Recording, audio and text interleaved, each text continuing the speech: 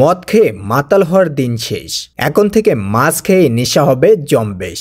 অনেকের কাছে ব্যাপারটা হাস্যকর মনে হচ্ছে হয়তো, তবে পৃথিবীতে সত্যি এমন এক মাছ রয়েছে যেটি খেলে মুহূর্তের মধ্যেই নেশার জগতে হারিয়ে যাবেন আপনিও।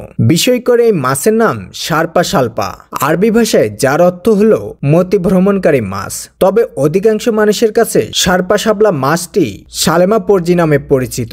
অদ্ভুত এই মাছটি দেখতে ভীষণ সুন্দর। প্রথম দেখায় যে কেউ এর প্রেমে পড়তে বাধ্য। সোনালী আঁশের উপর রূপালী ডোরাকাটা এই মাছ পাওয়া যায় ভূমধ্যসাগর ও আটলান্টিক মহাসাগরের উপকূলে।